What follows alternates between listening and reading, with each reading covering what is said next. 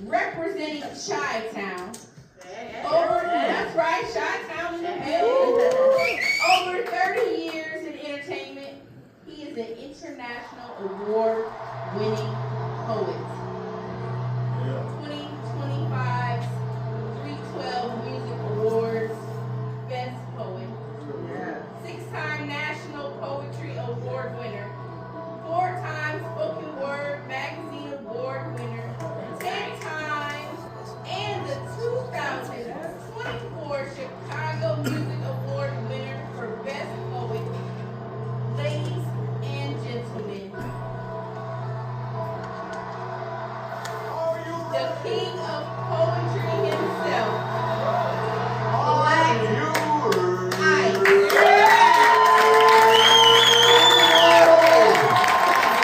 Blaq.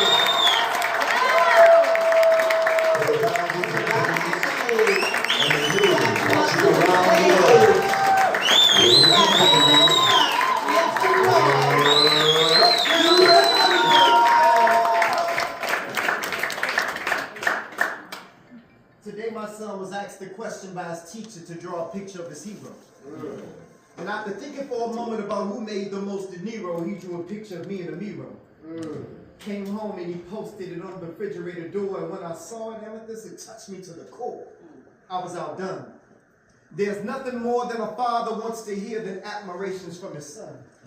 So that night as I tucked him in, I wanted to be crystal clear, so I sincerely whispered in his ear, "Son, I love you."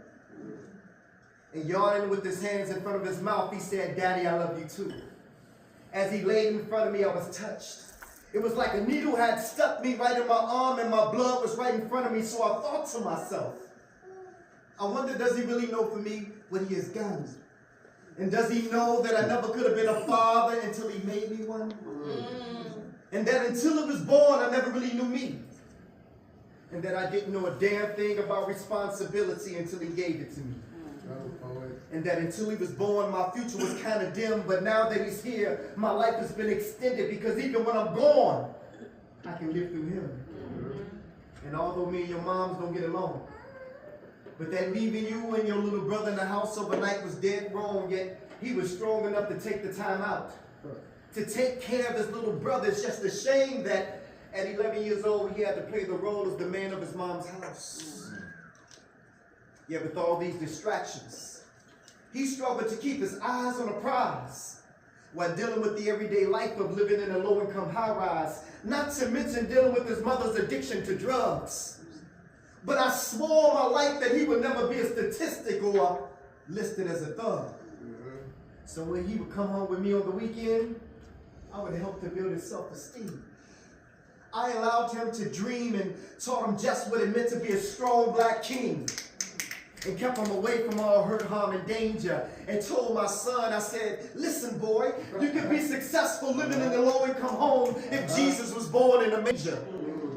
Because somewhere between high and by, we both created a love out of lies, and now I realize that life and love is only what you make it. In the beginning, I just wish we could have put this shit on disc and saved it.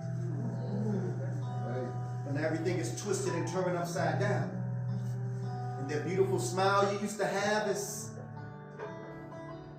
turning into a frown. I'm thinking, where did we go wrong? Did we try to suppress a love that was too strong? Did we cross that line beyond friends? Did we extend what we had too long? Damn. If I could only write a city love poem, I would write it all on you. Somewhere between high and by, we both walked away. And although we both wanted to stay, the price would have been too high for both of us to pay. With each brick we built, it would have been led with lies covered by our friends, bearing false witnesses, false statements, and false alibis. Besides, the right and wrong choices are made based on the way you choose them. But see, lie, you better be damn sure that the same way you get somebody is the same way you lose them. Maybe next lifetime. And maybe our reasons, they just ran out of rhyme. Somewhere between high and by, we met, we spoke, we touched, we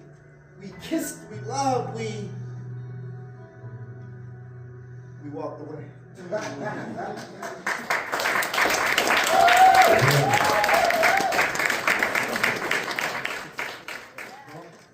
I remember times that I wish that I could forget. Yet it's etched in my brain like stone. Sometimes I sit alone thinking, I wonder, how many abortions have the women I slept with in my past had because of me? I just felt like tonight in Vegas on my birthday was the night for me to tell my story, because for years I kept it hidden deep down inside of me. It's time for me to let it go now.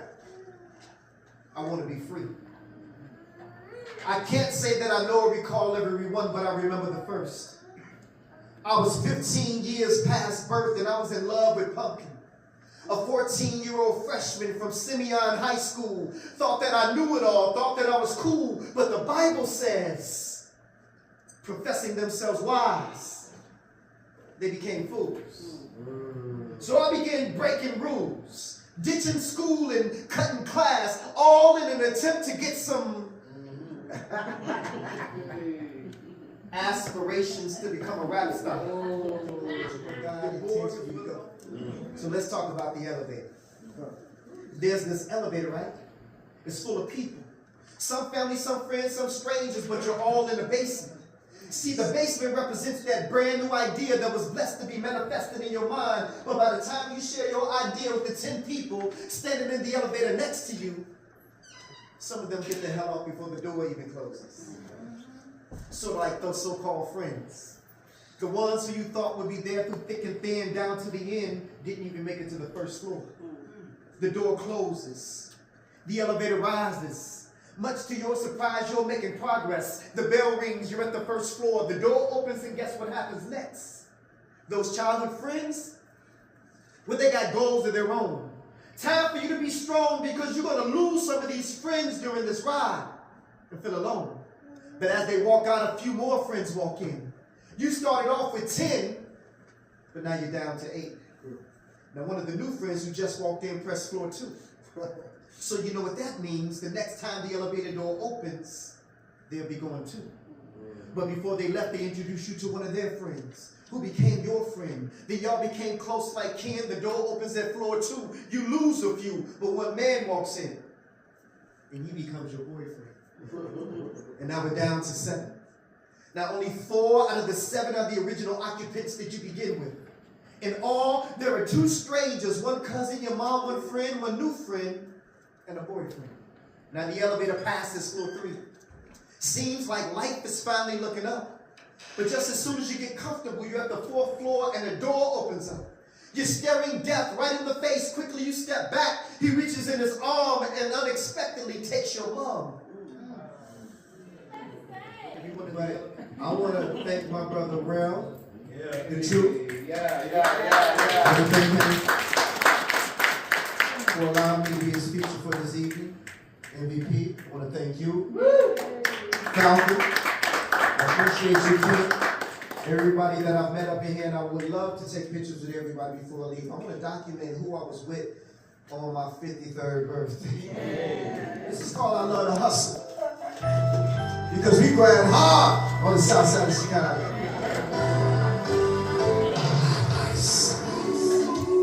I love to hustle.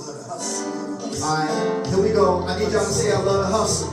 Just like y'all right here we go. I love to hustle. Y'all got it. This is album 30. Tier 1. I done came a long way. Y'all ready? Here we go. People always ask me, Blaq, why you grind so hard? I came from a hood where we had concrete yards. I came up hard, rough, with bruises and scars. Some call it the concrete jungle, where we got sacked a few times, even fallen. But we survived, with hope in our eyes, destined to reach the goal line. Born with the odds against us, the city drew lines, gerrymandered and fenced us. But coming from Eaglewood, there ain't never been another generation like ours who bit and broke bars says us. I love to hustle. Because it doesn't really matter who's more talented when you got the gift of the hustle. Can't nobody touch you. You're always going to be on top. But being on top also means that somebody's coming for your spot. That's why I stay hot in a whole nother keep reinventing myself. Same dopeness in a different package. Put those hands together, y'all. I got it. If you ain't supposed to be alive today, but it's nothing but the grace and mercy of Almighty God, let me hear you sing out for the hustle. If you ever had to call mama up and say, Mama, I need to borrow a few dollars until I get paid next week. Let me hear y'all say I love the hustle. Thank y'all so much, ladies and gentlemen. I'm Blaq Ice.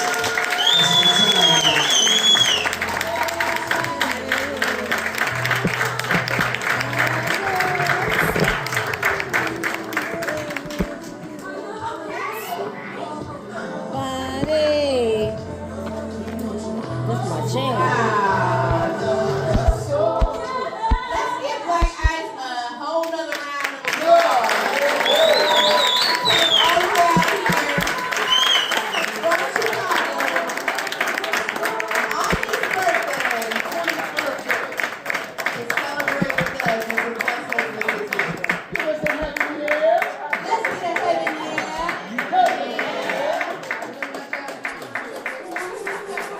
We gonna take a trip down memory lane.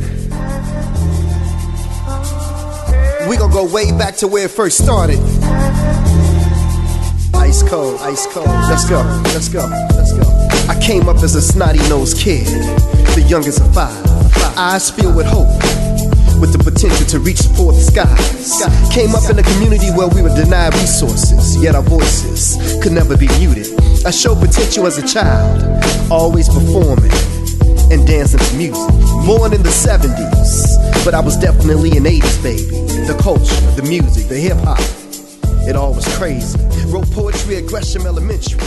About 7th grade, I began to read. First and foremost, what I love the most, I'm a student of poetry, and I'm a student of hip-hop, and I'm a student of words. What I love most about his performance is how he incorporated people in the audience in his poem. I know when he wrote it, he had specific names and lines and things of that nature in cities and states, but he used Las Vegas, he used Selah, he used Serene, Amethyst, and I was like, okay, I see you, brother. That's true art. Teaching moments. That's art. It's teachable moments right there, man. So if you ain't with Ice, you ain't with no one. You need to get with Blaq Ice, baby. Much love to Blaq Ice and everything that he has going on. I appreciate all that you do for the poetry community.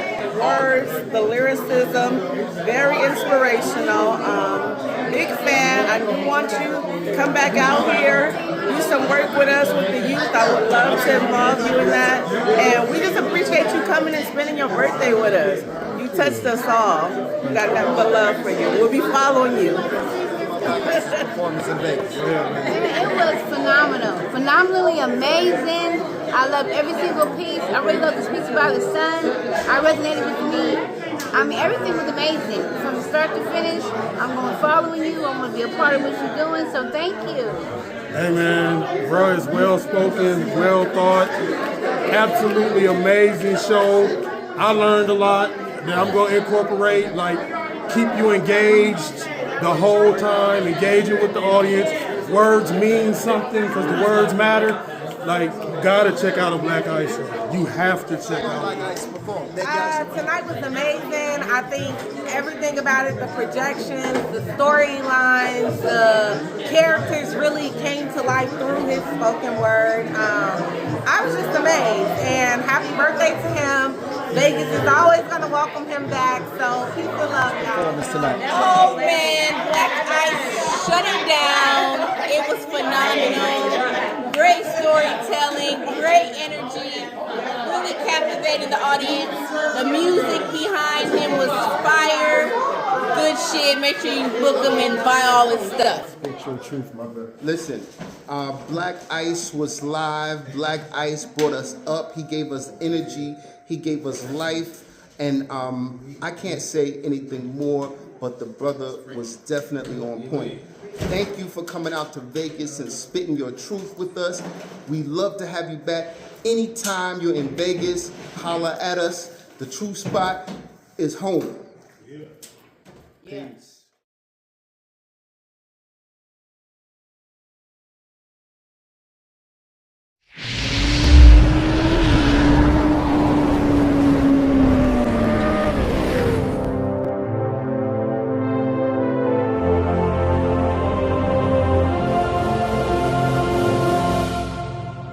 jungle.